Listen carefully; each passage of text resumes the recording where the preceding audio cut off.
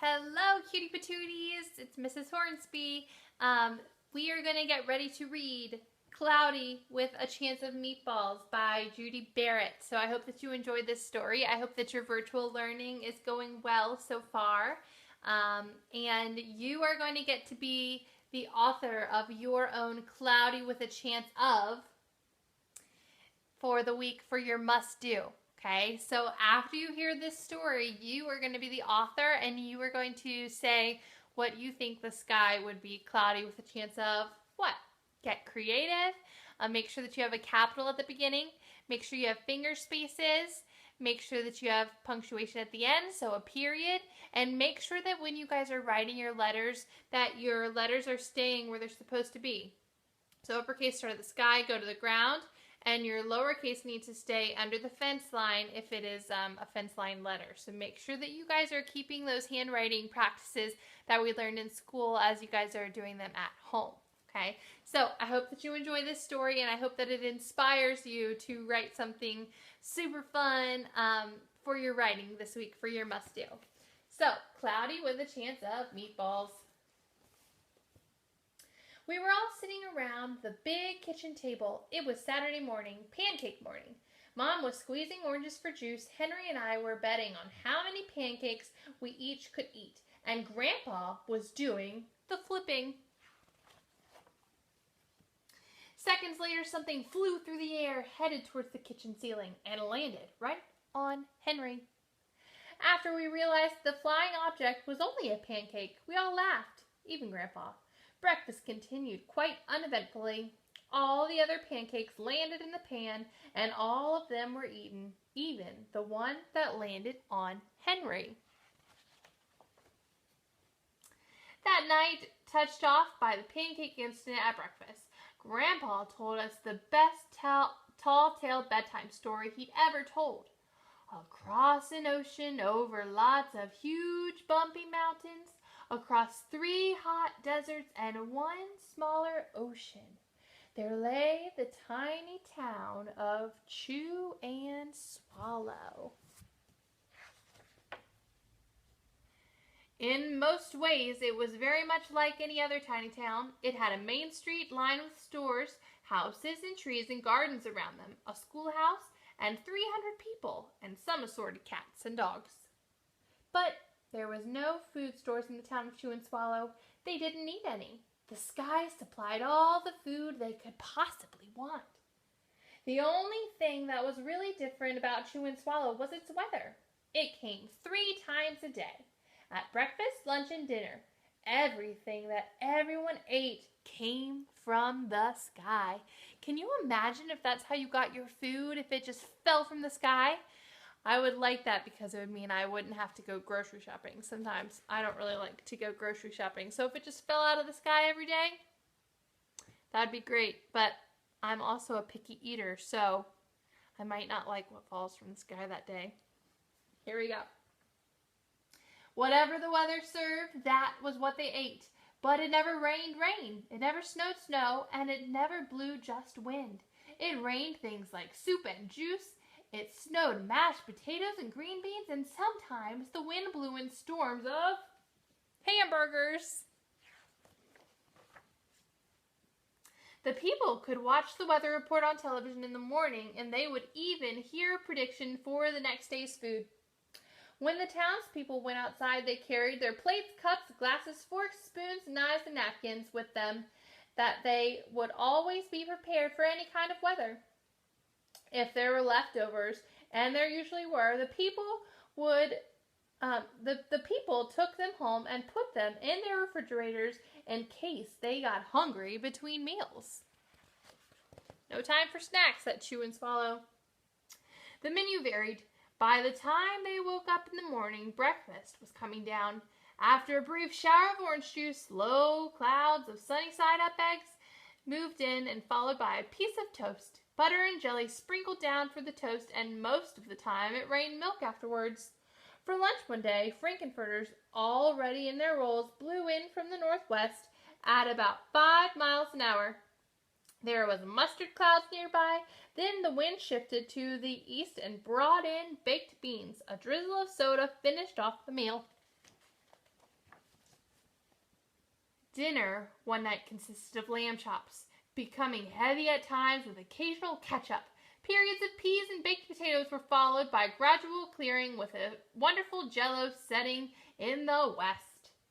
The sanitation department of Chew and Swallow had a rather unusual job for a sanitation department. It had to remove the food that fell on the houses and sidewalks and lawns.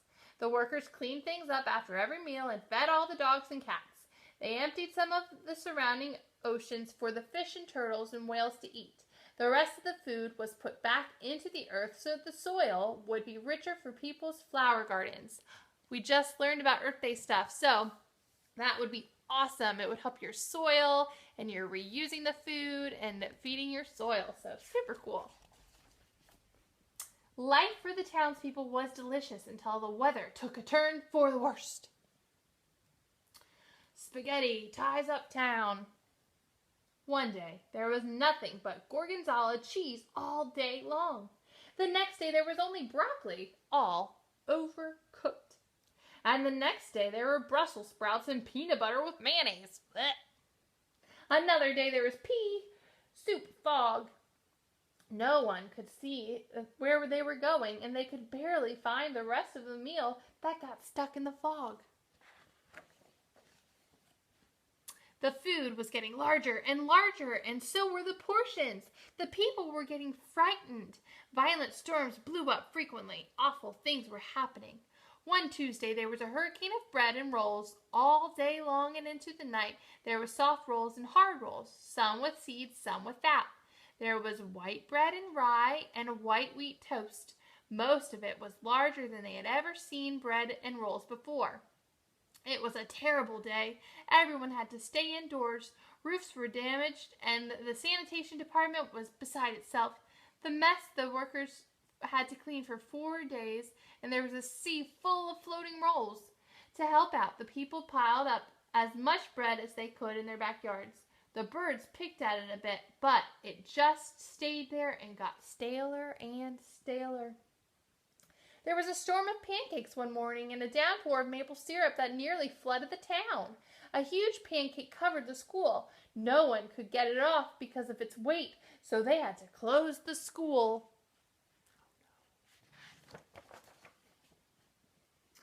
Lunch one day brought 15-inch strips of cream, cheese, and jelly sandwiches. Everyone ate themselves sick, and the day ended with a stomachache. There was an awful salt and pepper wind accompanied by an even worse tomato tornado. People were sneezing themselves silly and running to avoid the tomatoes. The town was a mess. There were seeds and pulp everywhere.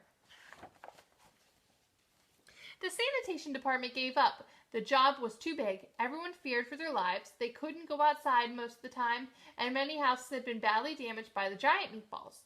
Stores were boarded up, and there was no more school for the children. Kind of like us now. So a decision was made to abandon the town of Chew and Swallow. It was a matter of survival. The people glued together a big piece of stale bread sandwich style with peanut butter, took the absolute necessities with them, and they set sail on their rafts for a new land. Look at that cheese. Look at that sandwich boat.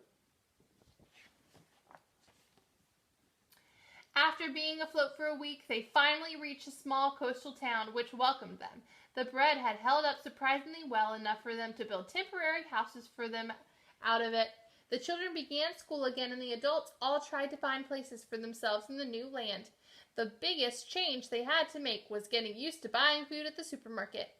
This is kind of sounding like the Native Americans when the Pilgrims came over. They had to make their houses in the new land. Interesting. They found it odd that the food was kept on shelves, packaged in boxes, cans, and bottles. Meat that had been cooked was kept in a large refrigerator. Nothing came down from the sky except rain and snow. The clouds above their heads were not made of fried eggs, and no one ever got hit by a hamburger again. And nobody dared to go back to Chew and Swallow to find out what had happened to it. They were too afraid. Henry and I were awake until the very end of Grandpa's story. I remember his goodnight kiss. The next morning we woke up and saw snow falling outside of our window. We ran downstairs for breakfast and ate it a little faster than usual so that we could go sledding with Grandpa.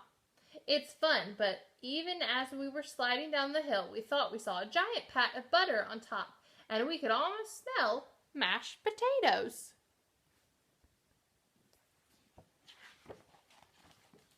The end.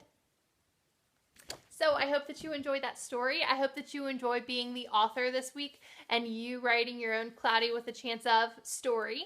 A option for you guys this week is for you guys to look outside and look at the clouds. And I want you to think about what you see in the clouds. So maybe you see a dog.